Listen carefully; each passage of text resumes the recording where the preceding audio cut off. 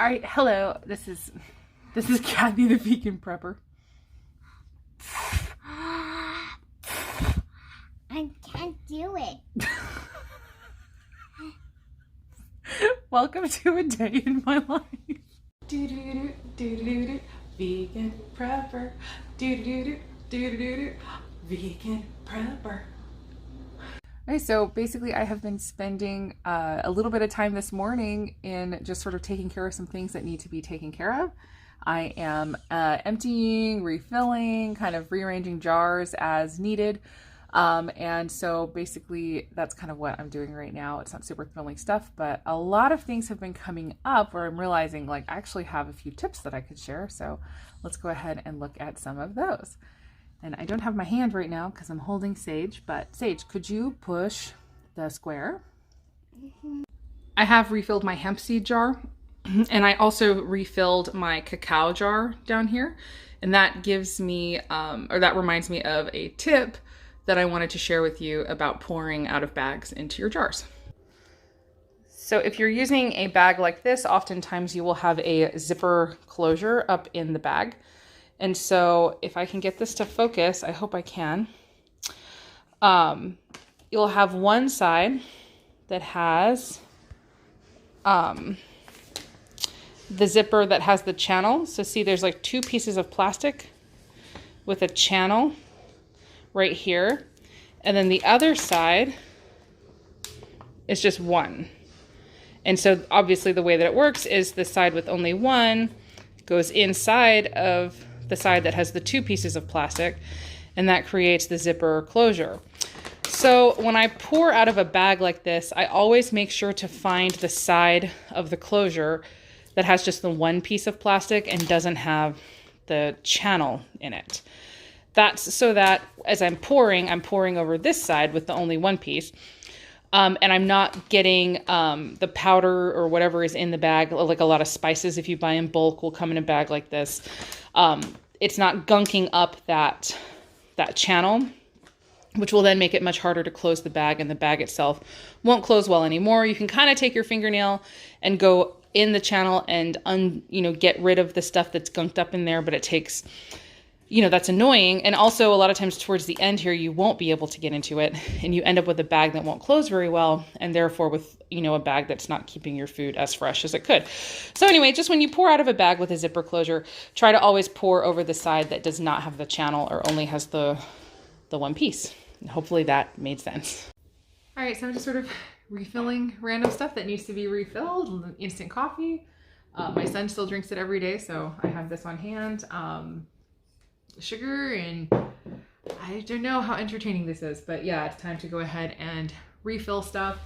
I think the funniest thing is our bucket of garlic, because garlic is like the most important thing to me almost on this earth. And so I originally purchased this kind of long ago. It wasn't even organic. And then I just keep refilling it with just garlic powder that I buy from usually Azure Standard. And so then I have my bucket of, I have a bucket of garlic. It's just hilarious.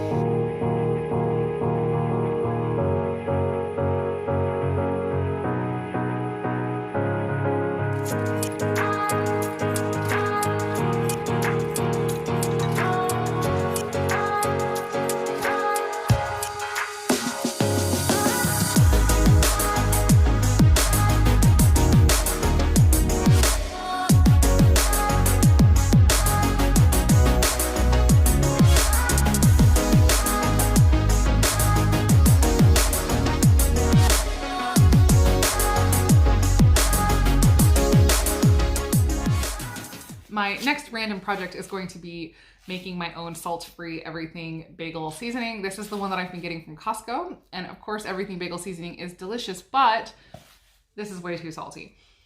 I find it kind of miserable to use. And so I just want to make my own version that doesn't have any salt in it. If I feel like it still needs salt, I figure I can just take a little crack of salt over top, and then I'll get that salty taste without getting as much sodium as I would get if I were using this one. So let me go ahead and just show you the ingredients. This is untested. I have not made this before. I've been looking at recipes and all of them do use the same ingredients. So you've got minced garlic, minced onion, white sesame seeds, and I just have these roasted sesame seeds. So that's what I'm going to use. And then black sesame seeds and poppy seeds. So oh, and then also flaked salt, but I'm leaving that out of mine. Certain recipes will use more of the sesame seeds and poppy seeds than the garlic and the onion. Other recipes are using more garlic and onion than these three. There were some recipes that were just even amounts. And so I have settled on a recipe ratio that I think will hopefully be pleasing. And so I'll go ahead and get that mixed up now. Okay, here is the recipe that I adapted and the one that I'm going to be using. This is going to make exactly 3 cups of a seasoning, which I will be storing in one of the quart jars behind my sink. I just washed this one, and this is the one I'm going to be using to house this recipe. Hopefully it's good. If it is, I'll end up making a separate video on it. But for now, y'all get it early because you're watching the day in the life video. So here you go.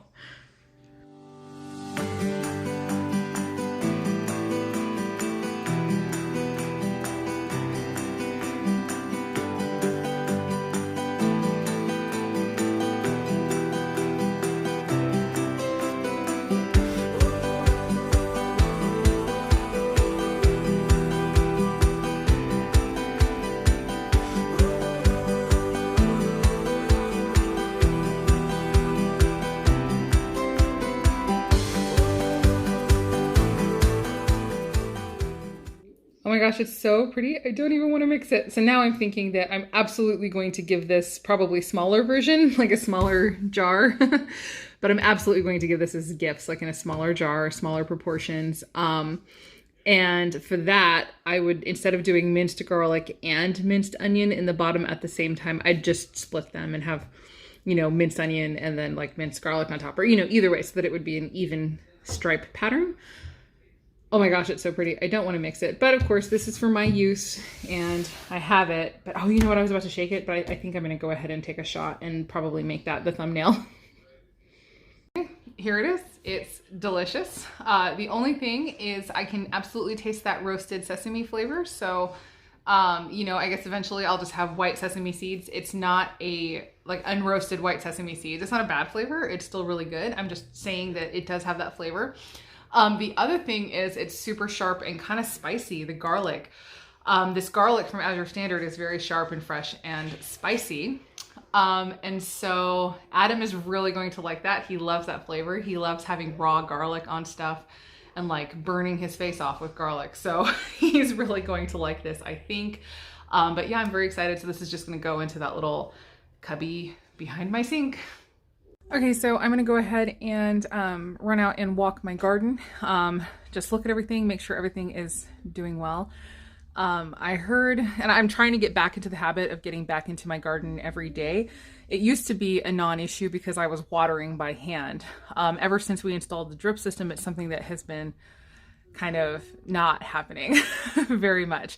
But especially now that we are focusing a lot more on getting back into making a ton of our food production outside just for our own personal food security. More on that, I guess, in a little bit.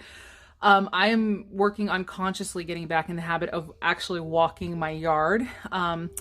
There is a saying I heard from a gardener who heard it from another gardener that the best tool a gardener has is their shadow, meaning your shadows should be falling on your garden every day. And that's your best tool. You're going out there, you're observing, and seeing what's right, seeing what's wrong, seeing what needs help, what doesn't, all of that stuff. There's just a lot of stuff that you can catch if you're just out in the garden looking at stuff. And boy, isn't it true? Like back, you know, years ago when I first started, it was invaluable, and it still is, even though everything is pretty well, like, I don't know, it's not like hands off completely, but at this point we're relatively well established. A lot of things kind of just do well on their own. I focused a lot on perennial plants and things that don't need a ton of work or a ton of extra input.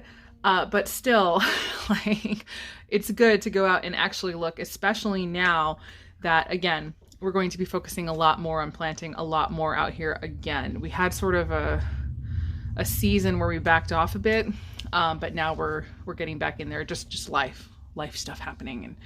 And but yeah, here, I'm gonna go and look, and I don't think I'm going to film it because every single time I go out to film garden stuff, it ends up taking like 20 minutes. And that's just what you guys see. I get stuck filming for like an hour and a half trying to find a good 20 minutes. So I will go ahead, hello, up close and personal. I'll give you a quick view out of my window. I did kind of relatively recently do a small garden tour. One thing I'm gonna need to take care of pretty soon is this catnip. That's this giant bushy plant right here. I need to cut it back again and dehydrate all of that. And I want to also do the same to my chives and my mint. And there I go, that's it. I'm not saying anything else because exactly what happens to me when I walk out there. I just start seeing things and I start talking because my brain starts going, and I tend to talk or think. I tend to sort my thoughts by speaking. So I even like talk to myself, even though I'm not really talking to myself sometimes. My family has learned at this point, like I can just stand around kind of talking. But for me, it's called speech thinking, I guess. It's like a neurodivergent thing to organize your thoughts by actually speaking. And so I do that. So I have to watch myself sometimes. So anyway, I'm gonna go out, walk the garden, and then come back and maybe talk about my next project and what it has to do with our food security coming up in these next months. Okay, so that was lovely. I just went out there and got 3 of the garden beds weeded. So now for people who like to tell me that I sound like I'm out of breath, I'm out of breath. I was weeding, okay?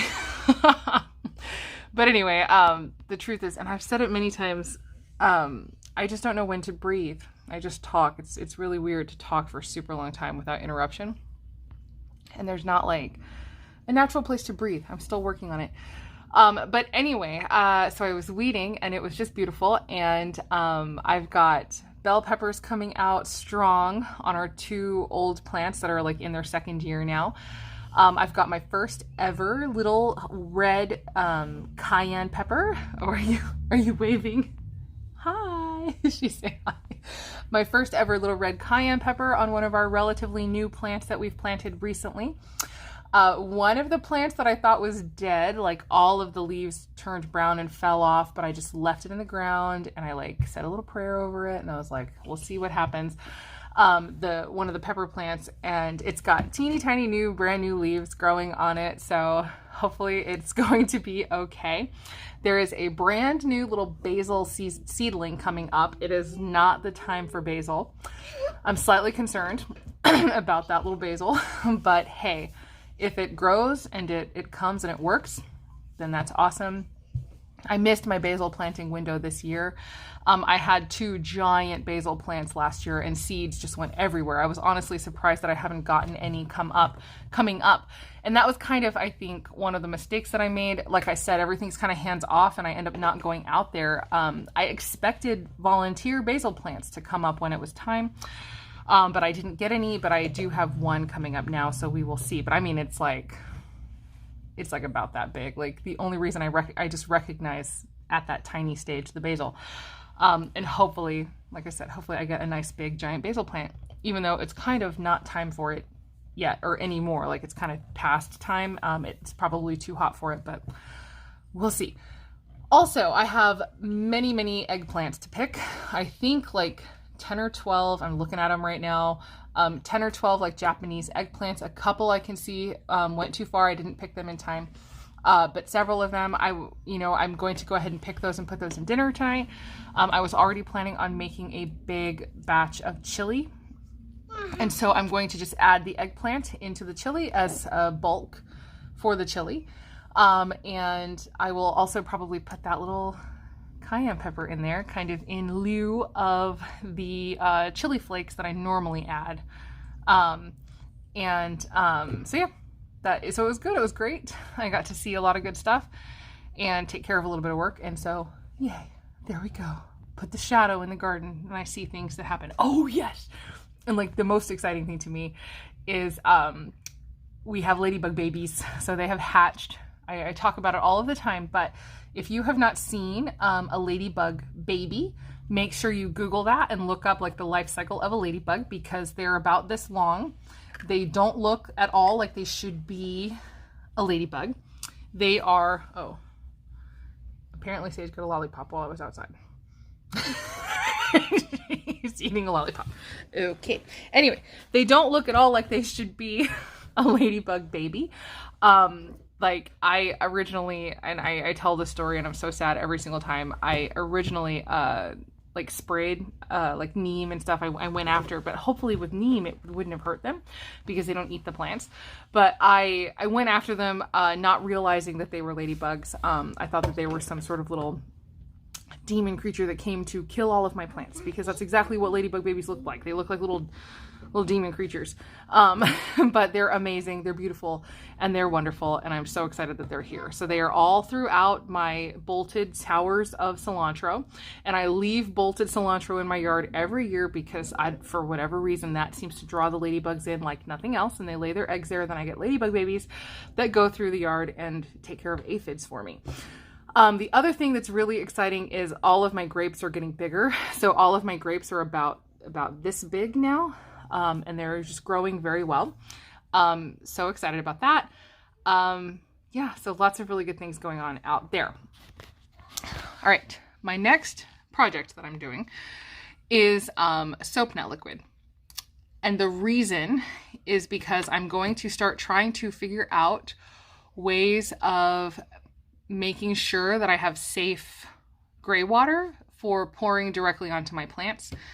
And so essentially I have found out recently, I think you guys, gosh, if you watch the channel at all, I think you've probably heard me say at times, like I have a whole zero waste dishwashing video where I show like how I conserve water when I wash dishes and stuff, because it's always on my mind. I live here and I feel like it's essential to conserve water.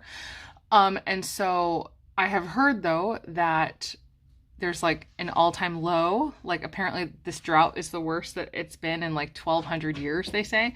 And so it's an all-time low. So we will be possibly seeing in Phoenix the first water restrictions we've ever seen, which I don't like government interference and stuff. But honestly, I'm like, how can they not have had water restrictions before now? I wouldn't necessarily agree. I think that everybody should just, of their own volition, make the choice to be conservative with water, living in flippin' desert. But not everybody does. I mean, it's unreal. Like, people use their hoses to wash their driveways.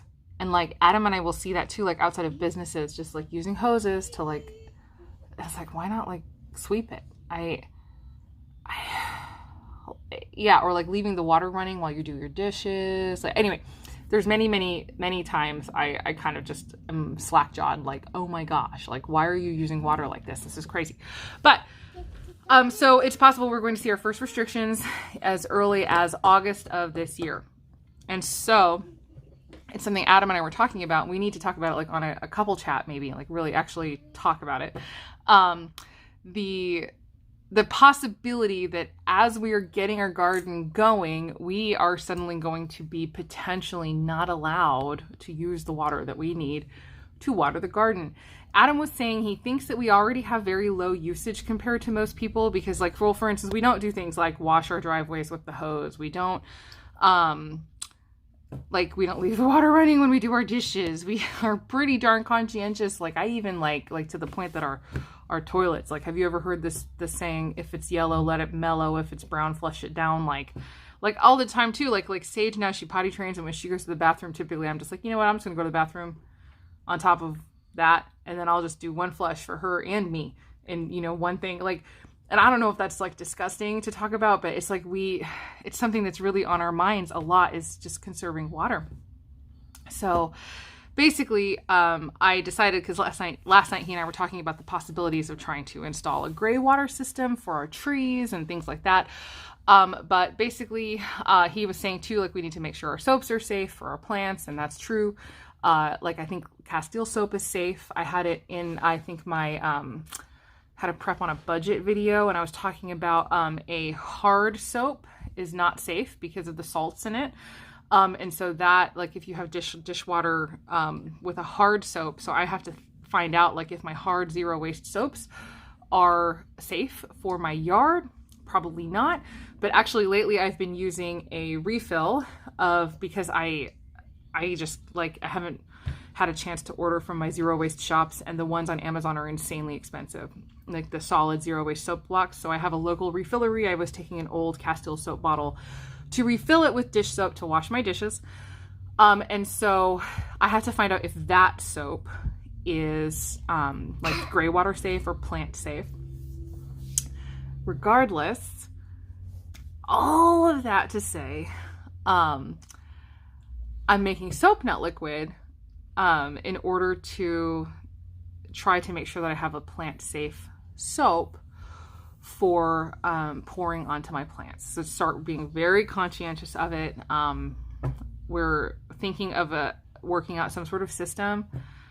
We're still working on the details without, like, necessarily installing a gray water system, because that's a lot of work and we're still not entirely sure how to do it.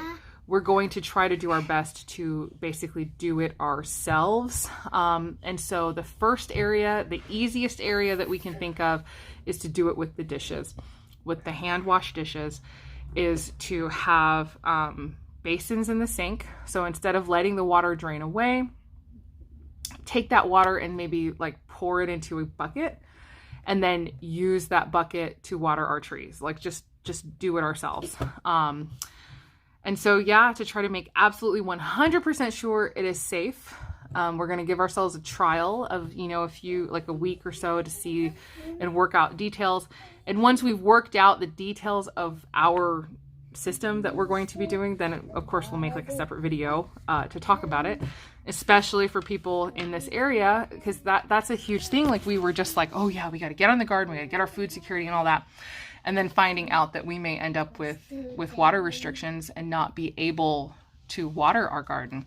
We have to figure out how to make sure we have water for our garden. So anyway, it's crazy. But yeah, even still, like it's just known, gardens use up way less water than, like, a big lawn.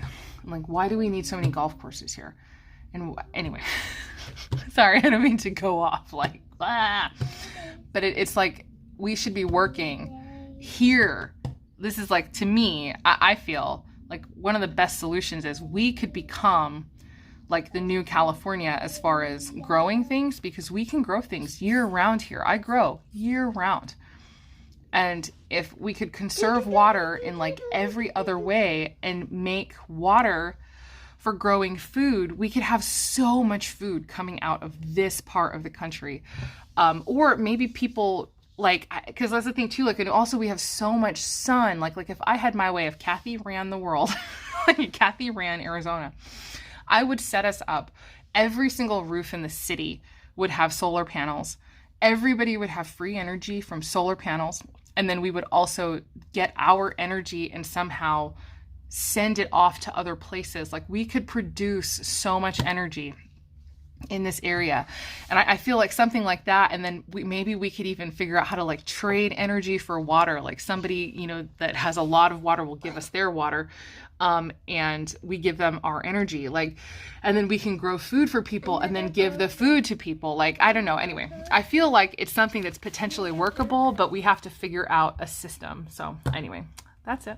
And I'm going to stop lecturing and ranting and dreaming and go ahead and start making my soap nut liquid. So the way that I have always done this is to just do 6 cups of water. I used water out of my Berkey. I don't know if it helps or not. This is pretty highly perishable. It's not something that's going to last a very long time.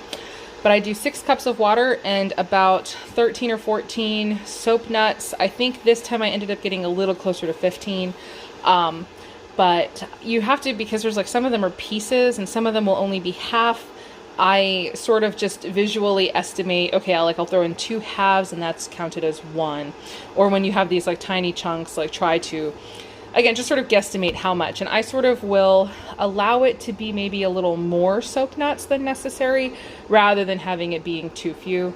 And so basically this will go as soon as it boils. I will get it all covered and reduce heat and let it simmer for 20 to 30 minutes, sometimes longer, like if I kind of forget, but usually 20 to 30 minutes, and then take it off the heat and just allow it to steep in there until it cools, at which point I will strain it, and then that will be my liquid.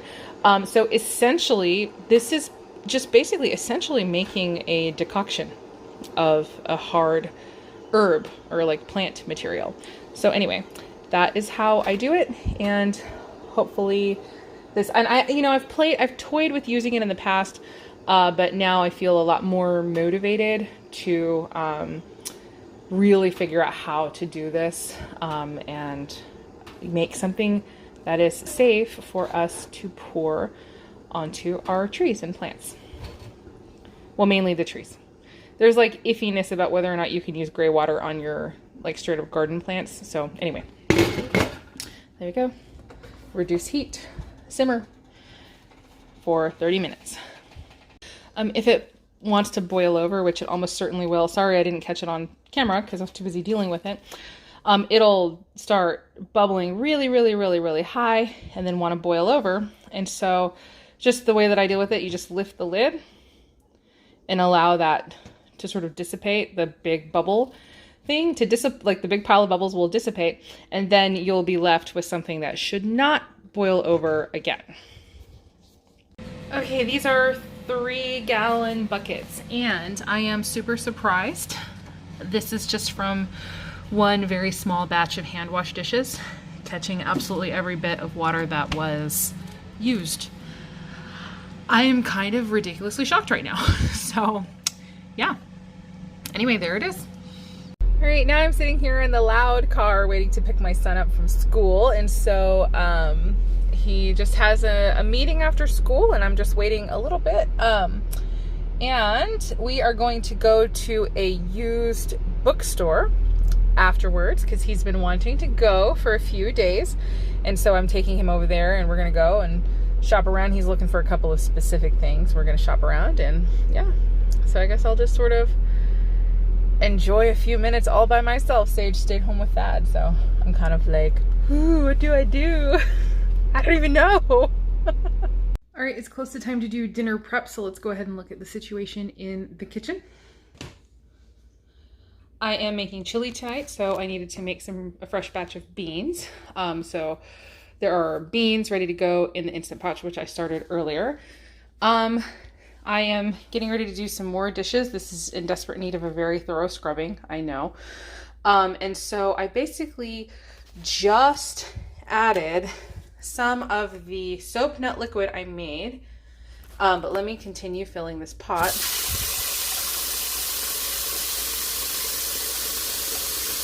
And yeah, we've got legit suds coming up. And so I'm going to be washing all of that just with the soap nut liquid. And then the soap nut liquid itself still needs to be drained. But my strainer that I needed to use for that is dirty. It's currently in the dishwasher. So I don't know. I might just use a nut milk bag or something. And then pretty much once I have taken care of these things and I have a clean pot, I will go ahead and get started on chili. All right, supper is chili and pasta. This is brown rice pasta, so it's like a chili mac type thing with some cornbread. So that is what we're eating tonight. Yeah, it is. So we have to wait. Yeah, and here it is already. And this is Sage's. And then her treat is like these little bunny cookies Granny bought for you? Yeah. Yeah. Okay. Bunny. I had a late night craving for a cookie of some kind, but didn't want to go through all the trouble, so I just made little oat energy balls, and they are absolutely delicious. So I'm going to get those into the fridge now and just, I don't know, I think be done with the day.